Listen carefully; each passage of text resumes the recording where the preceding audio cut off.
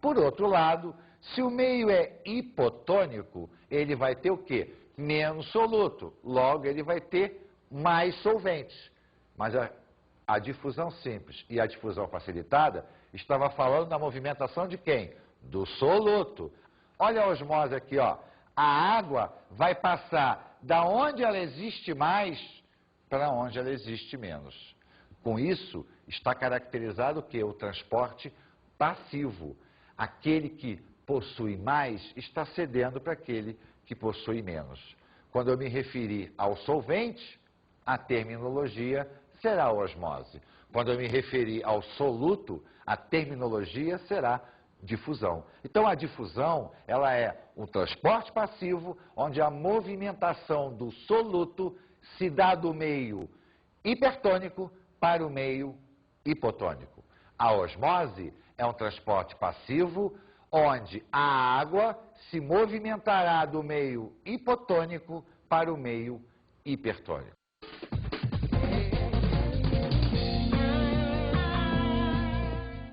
Vamos observar aqui uma experiência muito simples.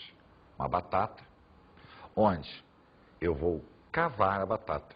Literalmente, né? Vamos fazer um buraco na batata.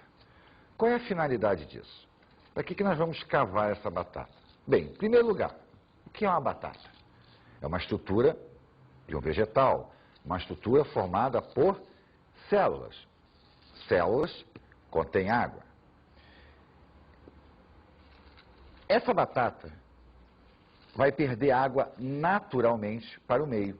Só que o que nós vamos fazer aqui é forçar a batata a perder mais água do que normalmente ela perderia. Então, olha só, nós vamos secar a batata e vamos adicionar aqui sal. Sal de cozinha. Repare que eu sequei e agora eu vou colocar sal nesse buraquinho aqui que nós abrimos da batata.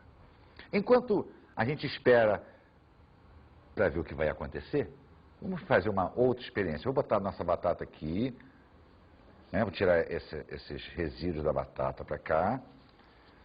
O que interessa para a gente vai acontecer aqui, né? E enquanto a gente espera isso, vamos observar uma outra experiência muito simples. Eu tenho aqui 2 Beckers. O que é Becker? É um copo de vidro usado em laboratório, né? Tem esse biquinho aqui, graduado, onde eu tenho aqui, ó, água, neste água pura, água destilada, ou seja, água isenta de soluto. E nesse eu tenho água mais sal. Água salgada, como se fosse água do mar. Se eu comparar as duas águas, eu vou dizer que esta água aqui é menos concentrada do que essa. Por quê? Porque essa não tem sal. E essa tem sal, tem mais o que? Soluto. Então eu tenho uma água extremamente concentrada e uma água basicamente sem nenhuma concentração. E o que eu vou fazer? Eu vou pegar a nossa gema.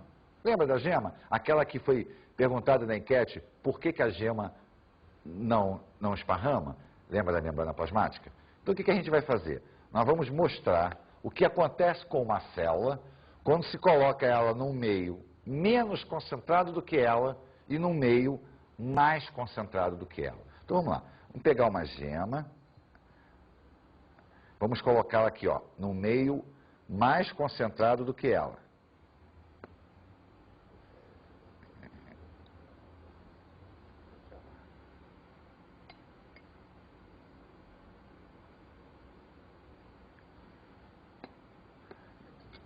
A gema é uma célula. Então, esta gema aqui foi colocada no meio onde a concentração é maior do que ela, e esta aqui foi colocada no meio onde a concentração do meio é menor do que ela. Lembra do hipertônico, do hipotônico? Então vamos pensar. Se a água tem menos soluto do que a célula, essa água é hipotônica. A célula então passa a ser hipertônica. Se a água tem mais soluto do que a célula, a água então é hipertônica. Logo, a célula é hipotônica. Então vamos pensar. Difusão. Neste caso aqui, se a célula é hipertônica, ela vai ceder os íons para a água. Em compensação, por osmose, ela vai ganhar água.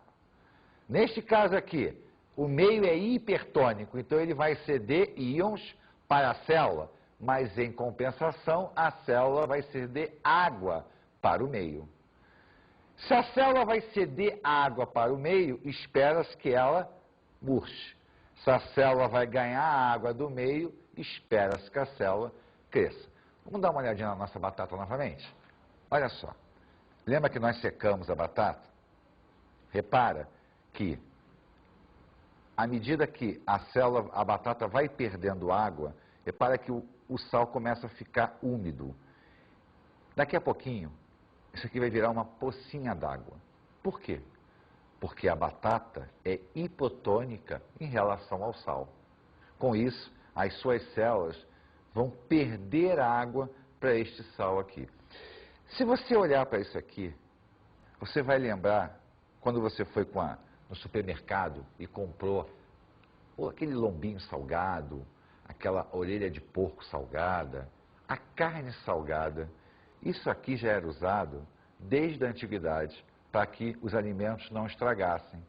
Porque ao colocar sal na batata, você está colocando sal na superfície da carne, da batata, do alimento. E com isso você está tornando aquela superfície o quê? Extremamente hipertônica. Qualquer micro-organismo, qualquer bactéria que porventura caísse ali, perderia a água para o meio, porque o meio estava hipertônico. E com isso, morreria por desidratação. Então, essa experiência aqui mostra o que os antigos já sabiam, que ao se salgar um alimento, você vai fazer com que ele perca água. Não só o alimento, como qualquer micro-organismo que porventura aconteça de aparecer aqui. E com isso, você vai permitir que ele dure muito mais tempo do que numa situação normal. Vamos dar uma olhadinha aqui na nossa célulazinha para ver o que está acontecendo com ela. Eu não sei se vai ser possível a observação da coloração dela, mas se a gente prestar bastante atenção, a gente vai ver que a cor, que era um amarelinho bem vivinho que estava aqui, vai começar a se alterar. Esta célula aqui vai começar a ficar mais escura. Por quê? Porque a água está saindo, mas em compensação, as substâncias que estavam dissolvidas nela ficarão mais concentradas. Essa aqui, a água vai entrar. Então, o que vai acontecer com ela? O amarelo vai ficar mais claro, porque vai começar a diluir mais a célula. Essa experiência mostra que não só a água, como as substâncias presentes nela, são passíveis de se difundir através da membrana plasmática. Está lembrado da enquete? Aquela enquete que perguntava por que a gema não esparrama? Ela não esparrama por causa de quê? Da membrana plasmática. É a membrana plasmática que mantém na palma da sua mão a integridade física de uma célula que foi batizada por nós de gema. Vamos observar a nossa batata. A gente já começa a notar, ó, uma alteração na umidade junto aqui, ó. Se prestar atenção, você vai ver que aqui no centro ainda está razoavelmente seco, mas aqui na borda, ó, o sal já está bem molhado, né? Ela vai desidratar devido à perda de água para um meio que extremamente hipertônico. Duas experiências simples que você pode fazer na sua casa, né? Uma maneira tranquila de nós observarmos a movimentação da água. Será que dá para observar a movimentação soluto? Não, o soluto é mais complicado porque nós teríamos que ter mecanismos que nos permitissem a visualização do transporte iônico, o que a olho nu é extremamente difícil. Vamos falar agora do transporte ativo, aquele que ocorre o gasto de energia. E o melhor exemplo para que se possa entender um transporte ativo é nós pensarmos num processo chamado bomba de sódio, bomba de potássio. O que é bomba de sódio e bomba de potássio? Sódio e potássio são íons que existem tanto no meio externo quanto no meio interno da célula. E a tendência dela é manter um certo equilíbrio entre a concentração de sódio dentro e fora, a concentração de potássio dentro e fora. Vamos dar uma olhadinha no esquema para que a gente possa pensar naquele transporte que gasta energia. Repare que a proteína permease vai empurrar um íon contra a concentração de um meio chamado hipotônico para um meio chamado hipertônico. Ela está indo contra o que nós chamamos de quê? Gradiente de concentração. Ela está indo do lado que tem menos para o lado que tem mais. Então, para que a proteína possa fazer isso, existe a necessidade do gasto de energia. Isso caracteriza o transporte ativo. Se nós pensarmos na bomba de sódio, na bomba de potássio, nós vamos observar o quê? Que o sódio existe mais fora do que dentro. Se tem mais fora do que dentro, qual é a tendência normal dele? É entrar por passivo. A célula pega e o empurra por ativo. O potássio tem mais dentro do que fora. Qual é a tendência dele? Passivamente passar para o lado de fora. O que a célula faz? O importa. Então, o mecanismo chamado de bomba de sódio e bomba de potássio, na realidade, é a movimentação ativa do sódio e do potássio. Com isso, mantendo-se o equilíbrio da célula. Mas existe um outro processo, talvez mais complexo, onde ocorre o gasto de energia também, que se chama endocitose. O que é endocitose? É o englobamento de partícula. A célula vai englobar uma partícula colocando para o seu interior.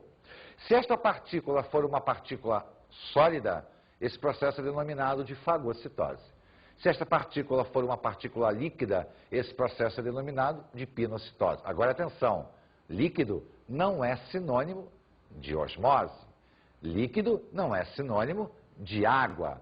O líquido são óleos, são lipídios na forma líquida, que não passam naturalmente pela membrana plasmática. Eles deverão ser englobados.